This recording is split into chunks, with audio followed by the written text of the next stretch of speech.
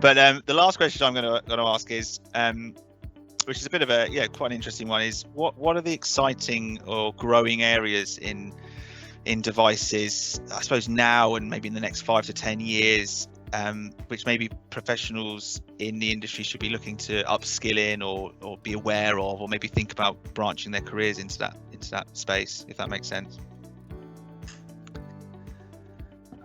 Well, there are technology areas, so certain product types are going to come to the fore, and I think that the two that pop into my head instantly always is software and biotechnologies such as tissue engineered products. Those kind of combination products as well is becoming more and more of a thing.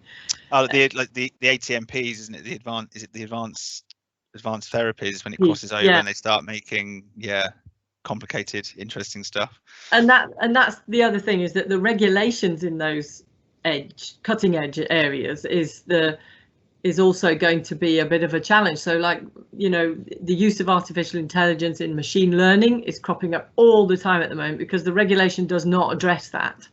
So how do we regulate for that? Well, the more people that get involved and get onto committees and so on that we talked about, then help to shape it. That's an area you can get involved in, and the same with those all those combination product areas. There's loads of working groups and committees and places to help shape the regulations on that sort of thing. Are there any other kind of technology areas, Richard, that you can think of?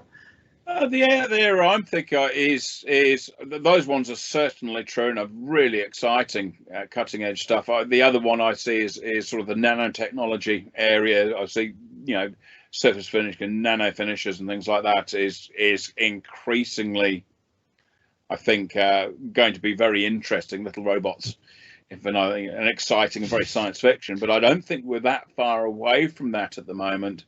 But the other thing that excites me is I think we stagger ever closer to a global regulatory system, a basic globally agreed regulatory system, and we're shaping that at the moment with initiatives like the MDSAP initiative and things like that, and people gradually moving into this sort of common way of working, and I think that's truly exciting for making technologies available to across the planet, and really improving access for people to these as the systems develop to do those. So it's exciting times from a whole variety of things, challenging but exciting as well, I think.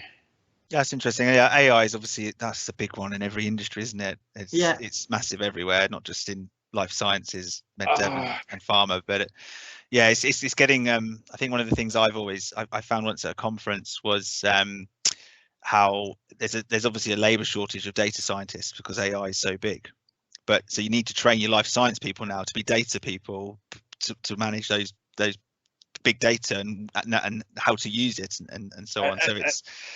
And Anne's really right about the regulations and the standards don't know how to handle that. And I've done a few AI projects over the last few years, especially sort of diagnostics, breast cancer scanners and this, that, and the other.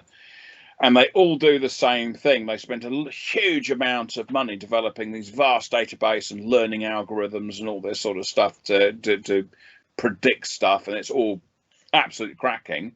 And then they'll say, obviously, this is just for advisory purposes only. This is to triage your scans or something else like that, to keep the classification and the focus on the core intelligence of the software to the minimum, the scrutiny down. Because if they're saying it can diagnose a cancer, it suddenly goes up a level in a regulatory terms. If you're saying it can do all this cool stuff, but we're going to have somebody check it,